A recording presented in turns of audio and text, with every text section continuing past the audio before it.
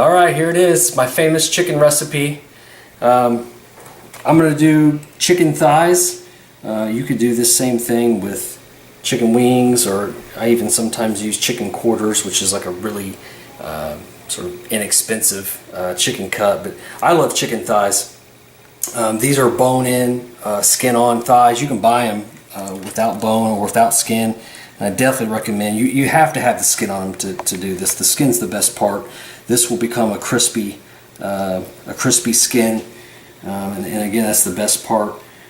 This recipe actually came from, or it's adapted from a family member. What's up, Brian? He shared this with me on the Weber Grill, and I've kind of taken it and ran with it a little bit. So the first thing is, you'll notice there's a whole bunch of extra skin here, and I leave that on. I don't cut that off. In fact, I wrap it around a little bit. I stretch it over, because what happens is that skin, as it cooks down, kind of sucks to the rest of the thigh, covers it up, and again, that becomes a real crispy part of it. And then I put a rub on it. The original recipe that I got from Brian, he used more of a savory seasoning. It was Cavender's Greek seasoning, and that's excellent. I still do that sometimes, but I've kind of adapted and found that I like putting a sweet rub on, and then you get the savory from the chicken, you get the sweet from the rub, and that's kind of what I come to here recently. So I'm using this. This is money, and this is sweet money, and you can get these from Big Papa Smokers, but you can use any rub. You can make your own rub.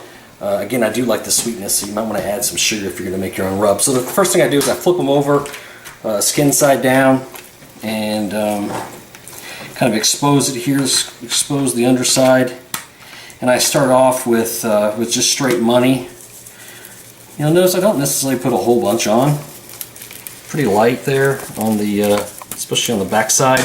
I'm going to flip them over, and like I said, I kind of tuck that skin around, make it a nice little sort of pillow shape.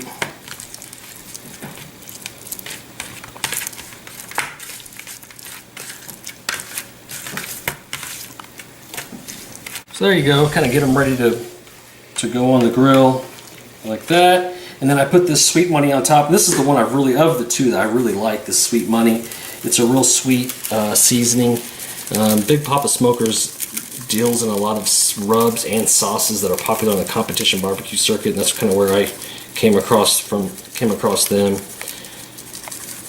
There you go. Again, not a whole lot. Next thing we need to do is get the fire started. Alright, so quick lesson on fire starting. You see I've got a couple little, this is newspaper, it doesn't take a lot really to get started. Stuff at the bottom, and for this cook, it's about an hour and a half cook. And so you don't need a full chimney charcoal. I'll go 2/3, which is really probably too much. That will go for hours and hours. And then I use a propane torch just because it's easy. Some people call this a Texas match. Usually get it started on one side, get it started on the other. And then that white smoke that's coming off right now really is probably the newspaper, but even once the charcoal gets lit, that white smoke that's coming off is the charcoal getting started, and that's not pleasant. You don't want to cook on that. So I'm going to let this cook down until that white smoke stops and it goes clear, and then I'll put it on the grill. Alright, so this thing's ready to go. It's really only been maybe 12 minutes, and you know, if you look in here, I know they tell you to wait till the whole thing turns white, and I've just found that you end up just burning your charcoal down when you do that. Right now, you see though, it's completely clear. You can see heat wave coming off, maybe a whiff of smoke, but for the most part, that thing's no longer putting off that white smoke. So I'm going to grab it, I'm going to take it over to the cooker. Be careful when you're barefoot or you're wearing flip-flops, because this definitely will drop some hot ash out the bottom.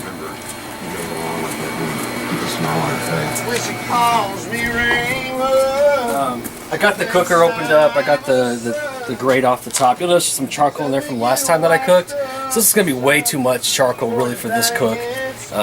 But you notice I put it all here at the back end. I'm doing indirect heat, right? So I'm going to cook opposite of where the coals are. I just remember that. So I've got those back there. somebody that knew everything about me her entire life. I'm going to move some of the charcoal around, get it kind of evened out on this side. Again, I want to create this to be a hot zone. I want to cook over here opposite of that. You can still see though, it really did turn most of that white, even though it hadn't burned the top out. I'm going to put my grate on. You can see I've used my grill many times, and it probably needs a good cleaning or maybe even replacement. So I've got my bottom vent barely cracked at all. I'm going to put the top on. I'm going to open the top up pretty much all the way. I might close it down a bit just to keep this thing from getting too hot. I'm going to close it down, and then this has to set and get ready to go. So it's going to, here in a little bit, some white smoke will start coming out as it lights some of that new charcoal. Now I'm waiting for this to go clear. It shouldn't take but maybe, I don't know, maybe 10, 15 minutes at the most. Once this goes, there's some white smoke now. Once this goes clear, then the chicken's ready to go on. Alright, so I'm ready to put the chicken on. This has been setting for a little bit. No smoke.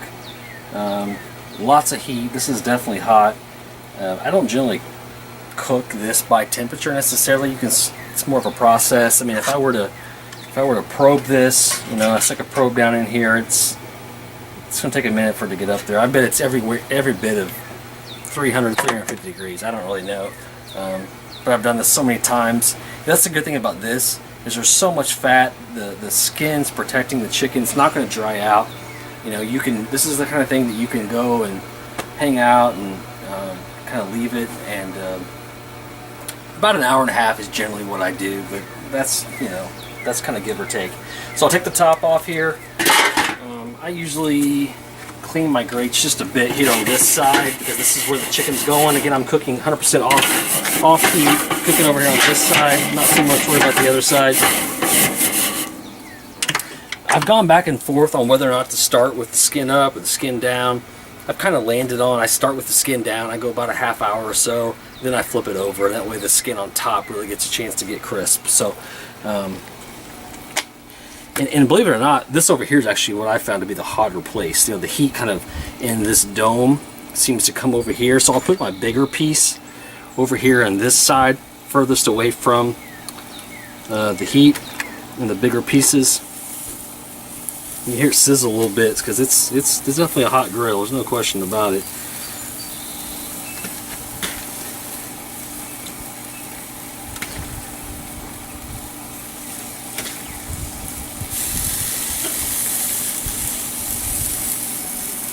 Close it up. 100% cooking with the lid on. Like I said, I'll wait maybe a half hour or so. I'll come back, flip these things. They'll look quite different at that point.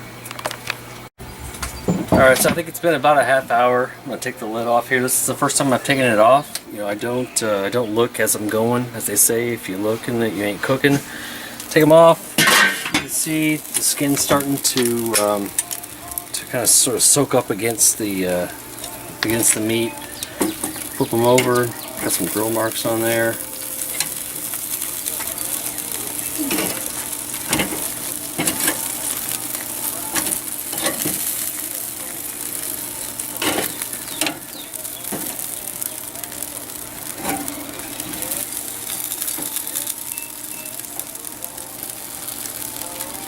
That's it. So just flipping them over. I'm going to close it back down. You know, probably I'll probably check them another half hour, 45 minutes. And right now I'm really concerned about trying to get that skin that's on top now crisped up, and those things will be ready to go. Alright, so it's been an hour and 10, maybe hour and 15 minutes, something like that. So take a look at what I got right now. The chicken thighs, as you can see, they're crisped up. I mean, you can even see like little bubbles here where the fat and the skins could have bubbled up, and it's crispy. This right here even peeled back just a bit. I mean, it's hard. You know, when I hit it, it's crispy. I've got some asparagus on here on direct heat. These are ready anytime. They're ready to eat right now. But that's kind of the beauty of this, is that you can wait. These aren't going to necessarily dry out. I mean, I could take it out right now, but then the skin starts to soften. So I usually keep them on here. I'll finish my asparagus and we'll eat dinner in just a minute. Alright, so last shot here. You can see they're done. You know, I'm not going to do necessarily a bite test for you, but you know, you can see that the skin is just crispy. And this part right here, look at this. Right, it breaks off. That's the skin right there. And that's the best bite. I can guarantee that the meat inside is juicy. So there you go. Thanks, Brian, for the guidance along the way. Hope you enjoyed the video. Good luck with your chicken thighs, chicken wings, chicken quarters, whatever you decide to do. That's it.